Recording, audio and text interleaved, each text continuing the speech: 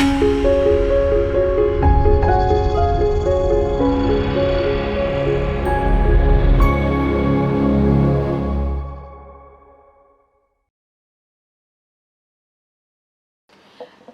మాత్రం. నేను మీ journalist Navatha. Welcome to our voice.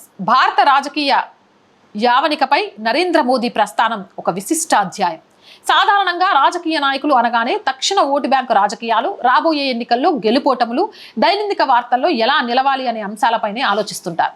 అయితే మోదీ శైలి వీటికి భిన్నంగా ఉంటుంది. ఆయన కేవలం వచ్చే 5 ఏళ్ల పదవి కాలం గురించి కాకుండా రాబోయే 5 దశాబ్దాల పాటు భారతదేశం ప్రపంచ చిత్రపటంలో ఎలా ఉండాలి అనే లక్ష్యంతో పనిచేస్తున్నారని పరిశీలకులు విశ్లేషిస్తున్నారు.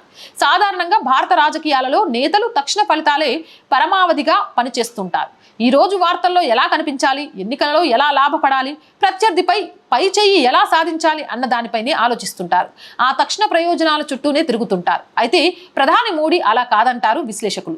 మోడీ రాజకీయాలు 5 రోజుల కోసమో తక్షణ ప్రయోజనాల కోసమో కాదు, రాబోయే 5 దశాబ్దాల కోసమని అంటారు. అంటే దేశ భవిష్యత్తు, దీర్ఘకాలిక ఆర్థిక స్థిరత్వం, geo political place, global effect వీటన్నిటిని దృష్టిలో ఉంచుకొని మోడీ అడుగులు వేస్తున్నారని పరిశీలకుల విశ్లేషణ. ప్రధాని మోదీ రాజకీయ చదరంగంలో ఎప్పుడూ ప్రత్యర్థుల కంటే 10 అడుగులు ముందే ఉంటారు. ఆయన నాయకత్వంలో 2 ప్రధాన కోణాలు కనిపిస్తాయి. ఒకటి ప్రాక్టివ్ నాయకత్వం, అంటే దేశానికి అవసరమైన కఠినమైన సంస్కరణలను ముందుగానే ఊహించి అమలు చేయడం. రెండవది రియాక్టివ్ అవగాహన, అంటే ప్రత్యర్థుల ఎత్తుగడలను నిశితంగా గమనిస్తూ వారు వేసే అడుగులను ముందే పసిగట్టి సమర్థవంతమైన ప్రతి వ్యూహాలను సిద్ధం చేయడం. ఈ అరుదైన వ్యూహ రచనే ఆయనను సమకాలీన రాజకీయాల్లో తిరుగులేని నాయకుడిగా నిలబెడుతోంది. గత 10 ఏళ్ల కాలంలో ప్రపంచం అనేక తీవ్రమైన సంక్షోభాలను ఎదుర్కొంది. కరోనా మహమ్మారి సృష్టించిన కల్లోలం, రష్యా ఉక్రెయిన్ యుద్ధం వల్ల ఏర్పడిన అంతర్జాతీయ అనిశ్చితి, చైనా అమెరికా మధ్య నెలకొన్న ఉద్రిక్తతలు, పశ్చిమాసియాలో ఉద్రిక్తతలు వంటివి అనేక దేశాల ఆర్థిక వ్యవస్థలను అతలాకుతలం చేశాయి.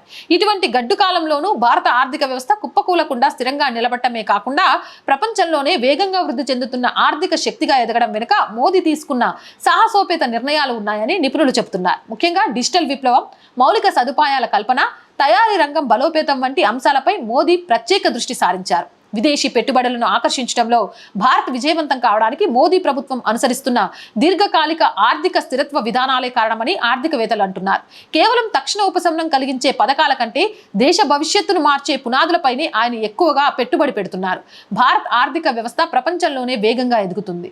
విదేశీ పెట్టుబడుల్లో గణనీయ పురోగతి, డిజిటల్ ట్రాన్స్ఫర్మేషన్, మౌలిక సదుపాయాల విస్తరణ, బలోపేతమవుతున్న మ్యానుఫ్యాక్చరింగ్ రంగం ఇవన్నీ కూడా దీర్ఘకాలిక దృష్టిలో మోడీ తీసుకున్న నిర్ణయాల ఫలితమేనని పరిశీలకులు చెబుతున్నారు.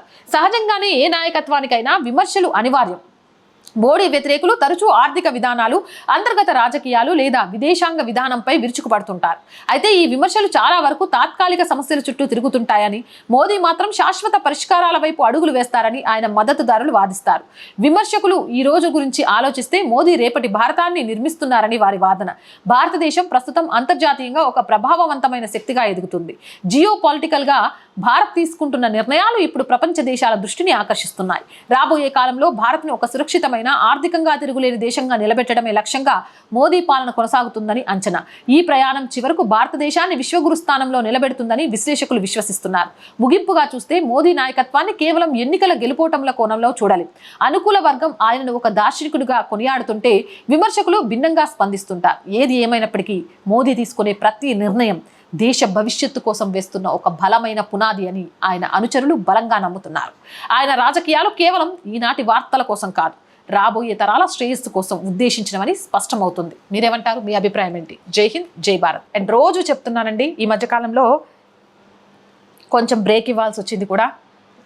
ఫస్ట్ వీక్ శాలరీస్ కోసం చాలా ఇబ్బంది ఉంటుంది. నేను మీకు చెప్పాల్సిన అవసరం లేదు. అనేక ఒడిదొడుకులను ఎదుర్కొంటూ ఈ ఛానల్ని ముందుకు తీసుకొని వెళ్తున్నాను. మీ అందరి సహకారం ఉంటుంది అనే ధైర్యంతోనే ఆ సహకారాన్ని అందిస్తారు అని ఆశిస్తున్నాను. సహకారం అందించాలి అంటే నేను చెప్పవసరంలే, సబ్స్క్రిప్షన్ పక్కనే జాయిన్ అనే బటన్ ఉంది. 1 to 5 లెవెల్స్ ఉన్నాయి.